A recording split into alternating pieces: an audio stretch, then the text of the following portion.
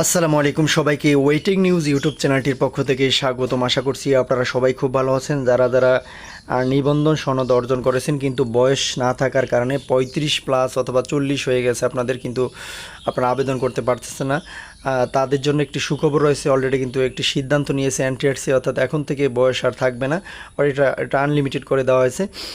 তো সেটা নিয়ে কিন্তু বিস্তারিত আলোচনা করব। আশা করছি ভিডিওটি না টেনে সম্পূর্ণ দেখবেন। চ্যানেলে নতুন হয়ে থাকলে চ্যানেলটি সাবস্ক্রাইব করে আমাদের সাথে যুক্ত থাকবেন, কারণ আমরা সর্বপ্রথম আপনাদের জন্য আপডেট নিউজগুলো সবার আগে এই চ্যানেলে প্রকাশ করি। চলেন বিস্তারিত জানা যাক খবরটি। সেটা হচ্ছে দেখেন, দ্য ডেইলি ক্যাম্পাস পত্রিকা প্রকাশিত হয়েছে গণবিজ্ঞপ্তিতে আবেদনের বয়সসীমা উঠে যাচ্ছে, এই শিরোনামে 26 মে 2025। তো এখানে কি লেখা আছে দেখেন, যে এখন থেকে শিক্ষক নিবন্ধনের বিজ্ঞপ্তি প্রকাশের দিন থেকে প্রার্থীদের বয়স গণনা করতে হবে। বেসরকারি শিক্ষক নিবন্ধন প্রবর্তন কর্তৃপক্ষকে এনটিআরসি গণবিজ্ঞপ্তি প্রকাশের সময় পৃথকভাবে বয়স গণনা করা যাবে না। এর ফলে গণবিজ্ঞপ্তিতে আবেদন ক্ষেত্রে বয়সের বাধা উঠে যাচ্ছে। দেখেন, এখন থেকে হচ্ছে আপনাদের যেদিনই আপনি নিবন্ধন সনদ অর্জন করেন না কেন, কিন্তু আপনার গণবিজ্ঞপ্তি যেদিন প্রকাশিত হবে ওই দিন থেকেই কিন্তু আপনাদের বয়স গণনা করা হবে, যার কারণে অনেক প্রার্থী কিন্তু অনেক লাভবান হবে এবং আবেদন করার অনেক বছর সুযোগ পাবে। রোববার 25 মে শিক্ষা মন্ত্রণালয়ের অভ্যন্তরীণ এক সভায় এই সিদ্ধান্ত নেওয়া হয়েছে।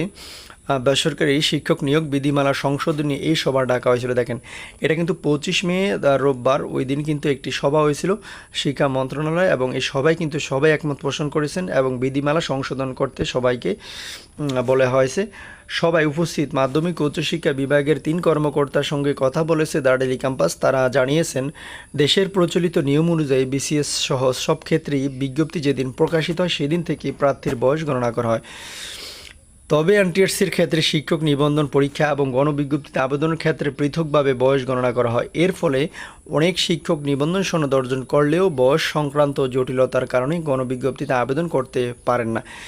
এই নিয়ম পরিবর্তনের বিষয়ে সবাই একমত পোষণ করেছেন। ভিডিওর মাঝখানে বলবো, যারা যারা চ্যানেলটি এখনও সাবস্ক্রাইব করেনি প্লিজ চ্যানেলটি সাবস্ক্রাইব করে আমাদের সাথে যুক্ত থাকবেন, কারণ আমরা সর্বপ্রথম আপনাদের জন্য আপডেট নিউজগুলো সবার আগে এই চ্যানেলে প্রকাশ করি।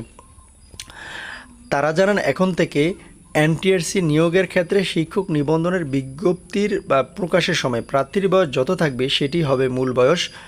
গণবিজ্ঞপ্তির সময় আলাদা করে আর বয়স গণনা করা হবে না।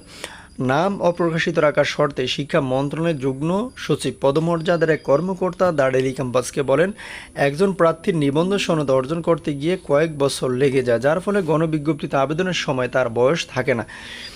ওই শিক্ষক পরবর্তীতে আবেদনের সুযোগও পান না। এজন্য সংশোধন হতে যাওয়া নীতিমালায় শিক্ষক নিবন্ধনের বিজ্ঞপ্তি প্রকাশের সময় প্রার্থীর বয়স নির্ধারণ করা হবে।